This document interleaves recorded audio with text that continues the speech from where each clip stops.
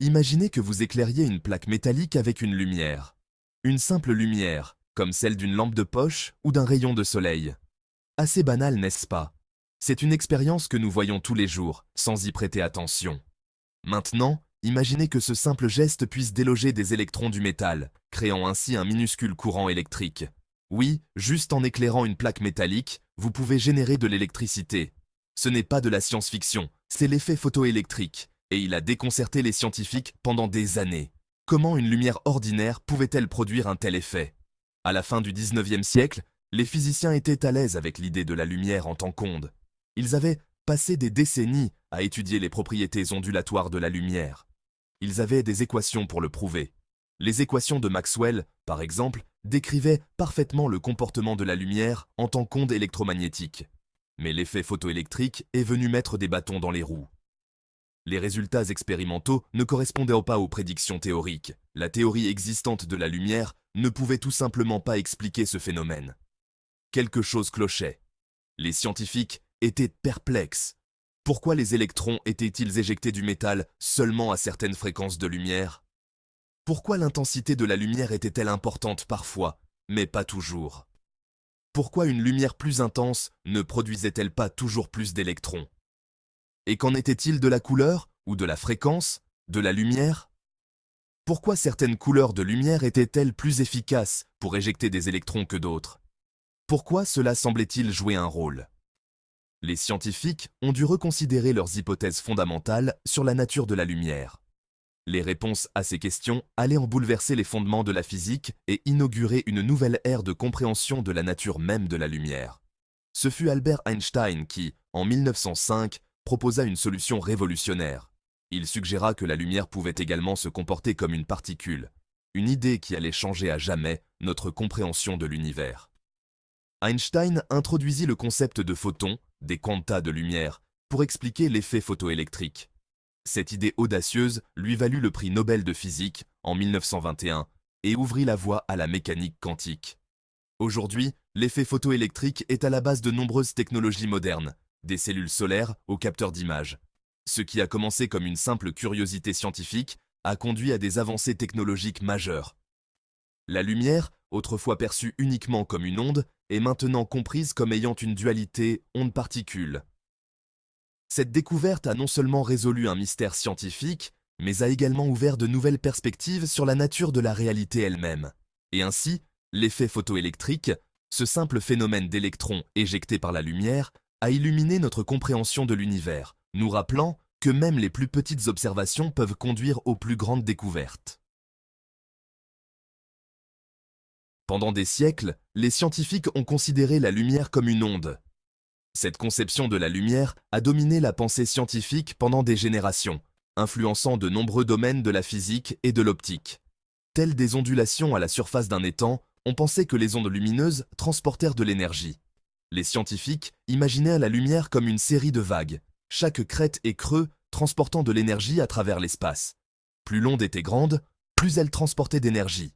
Cette idée était simple et élégante, et elle semblait expliquer de nombreux phénomènes naturels que nous observons quotidiennement.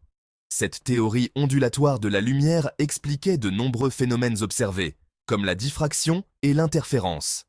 Par exemple, lorsque la lumière passe à travers une petite ouverture ou autour d'un objet, elle se courbe et crée des motifs complexes de lumière et d'ombre. Elle semblait être une image complète. Les équations mathématiques décrivant les ondes lumineuses étaient élégantes et précises, et elles correspondaient parfaitement aux observations expérimentales. Mais l'effet photoélectrique a révélé une faille dans cette théorie apparemment parfaite. Ce phénomène, découvert par Heinrich Hertz et étudié en détail par Albert Einstein, a montré que la lumière pouvait parfois se comporter de manière inattendue. Selon la théorie ondulatoire, l'augmentation de la luminosité de la lumière, c'est-à-dire de son intensité, aurait dû donner aux électrons plus d'énergie pour s'échapper du métal. Les scientifiques s'attendaient à ce que des faisceaux lumineux plus intenses éjectent plus d'électrons du métal. Or, ce n'était pas toujours le cas.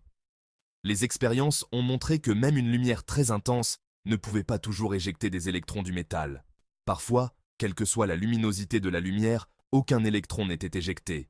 Cela a laissé les scientifiques perplexes, car cela contredisait directement les prédictions de la théorie ondulatoire. Plus étrange encore, la couleur de la lumière semblait importer plus que sa luminosité.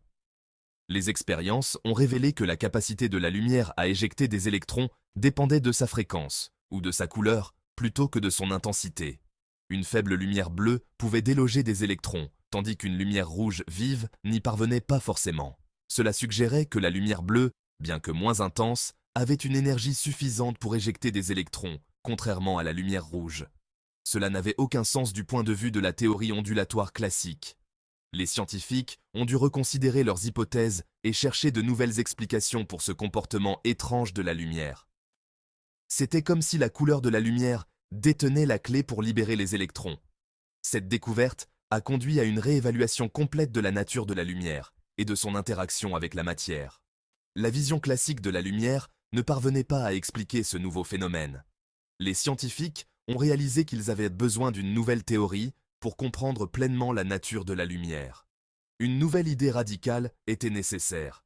Cette idée est venue sous la forme de la théorie quantique de la lumière, qui a révolutionné notre compréhension de l'univers et a ouvert la voie à de nombreuses avancées technologiques.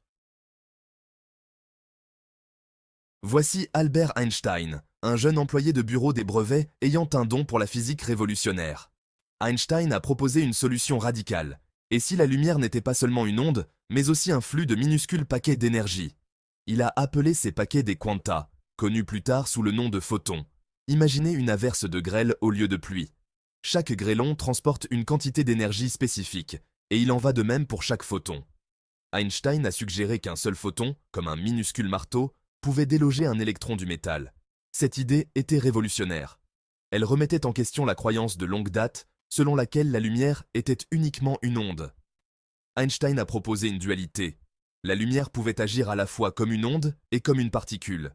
Il s'agissait d'une rupture radicale avec la physique classique. Section 4. Percer les secrets de la lumière, les photons et leur énergie. La théorie d'Einstein reposait sur une idée simple mais puissante. L'énergie d'un photon est directement proportionnelle à sa fréquence. Cette idée a révolutionné notre compréhension de la lumière et de ses interactions avec la matière. Avant Einstein, la lumière était principalement considérée comme une onde, mais il a introduit le concept de photons, des particules de lumière, pour expliquer certains phénomènes que la théorie ondulatoire ne pouvait pas. Cela signifie qu'un photon bleu, avec sa fréquence plus élevée, transporte plus d'énergie qu'un photon rouge.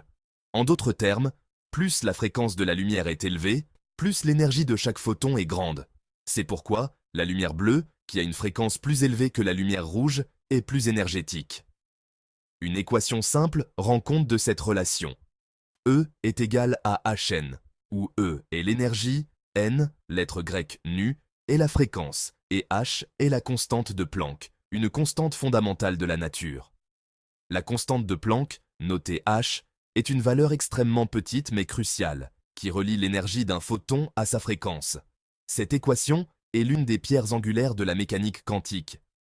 Cette équation explique pourquoi la couleur de la lumière était importante dans l'effet photoélectrique. L'effet photoélectrique est le phénomène par lequel des électrons sont éjectés d'un matériau lorsqu'il est exposé à la lumière. Einstein a montré que seule la lumière d'une certaine fréquence, ou couleur, pouvait éjecter des électrons, ce qui dépendait de l'énergie des photons. Un photon bleu, chargé d'une plus grande énergie, pouvait facilement déloger un électron, tandis qu'un photon rouge pouvait ne pas avoir assez d'énergie.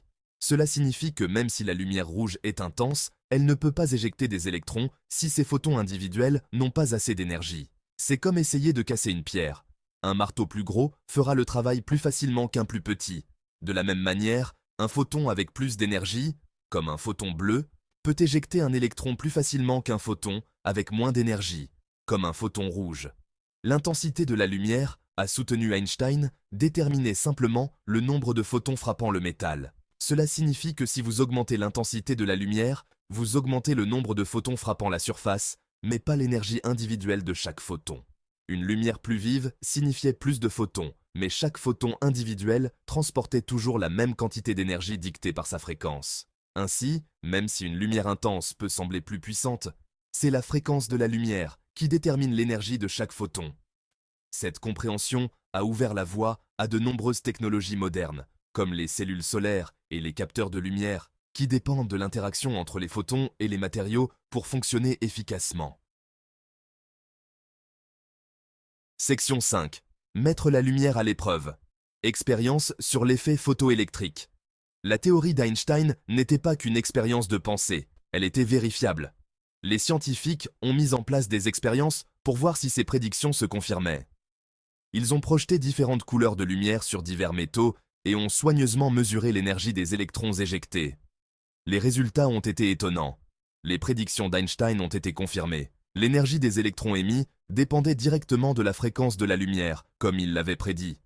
L'intensité de la lumière n'affectait que le nombre d'électrons émis, pas leur énergie individuelle. Ce fut un triomphe pour la théorie d'Einstein.